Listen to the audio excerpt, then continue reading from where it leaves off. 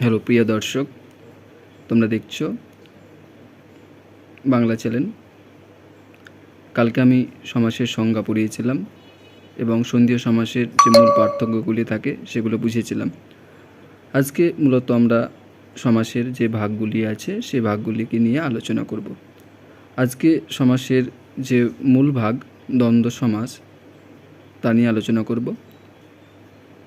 তো দ্বন্দ্ব সমাস কাকে বলে সেটা আগে জেনে নিই। মূলত যে সমাসে প্রত্যেকটি সমসমান পদের অর্থের সমান প্রাধান্য থাকে তাকে দ্বন্দ্ব সমাস বলে।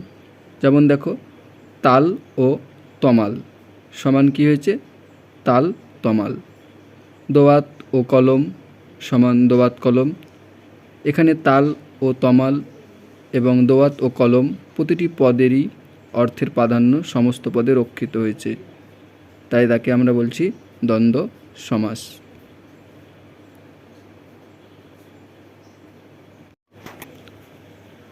এই দ্বন্দ্ব সমাসকে আমরা চিনব কীভাবে এবং দ্বন্দ্ব সমাসকে নির্ণয় করতে গেলে কিছু যোজক চিহ্ন ব্যবহার করতে হয়, সেগুলো দেওয়া আছে দেখো। দ্বন্দ্ব সমাসে মূলত পূর্বপদ ও পরপদের সম্বন্ধ বোঝাবার জন্য ব্যাসবাক্যে এবং ও আর এই তিনটি অব্যয়পদ ব্যবহৃত হয়। যেমন মাতা ও পিতা সমান মাতা পিতা। দ্বন্দ্ব সমাসেরও আবার অনেক প্রকারভেদ আছে। যেমন মিলনার্থক শব্দযোগে দ্বন্দ্ব সমাস হয়। দেখো, মা বাপ, মাসি পিসি, জিন পরি, চা বিস্কুট ইত্যাদি। বিরোধাত্মক দ্বন্দ্ব কেমন? দুটি শব্দের মধ্যে যদি বিরোধ থাকে তখন হয় বিরোধাত্মক দ্বন্দ্ব সমাস। যেমন দা ও কুমড়ো, দা ও কুমড়োর মধ্যে একটা বিরোধের সম্পর্ক আছে। ওহি নকুল, স্বর্গ নরক।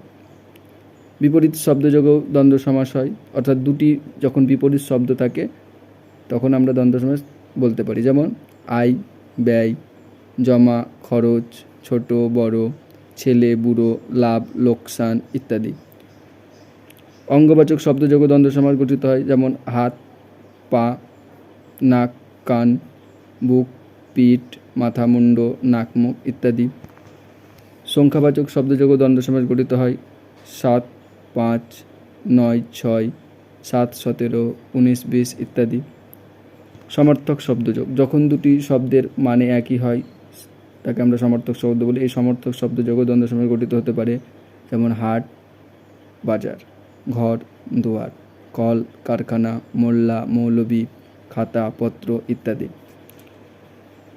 দুটি সর্বনাম শব্দযোগেও সমাস গঠিত হতে পারে দ্বন্দ্ব সমাস। যেমন যাতা যেসে, যথা তুমি, তুমি আমি, এখানে সেখানে ইত্যাদি।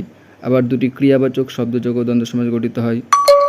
দেখা শোনা, যাওয়া আসা, চলা ফেরা, দেওয়া থোয়া ইত্যাদি। দুটি ক্রিয়া বিশেষণযোগেও দ্বন্দ্ব সমাস গঠন করা যেতে পারে। যেমন ধীরে সুস্থে, আগে পাছে, আকারে ইঙ্গিতে ইত্যাদি। দুটি বিশেষণ যোগ, ভালো মন্দ, কম বেশি, আশা নকল, আসল নকল, বাকি বকেয়া ইত্যাদি। এবার না চলে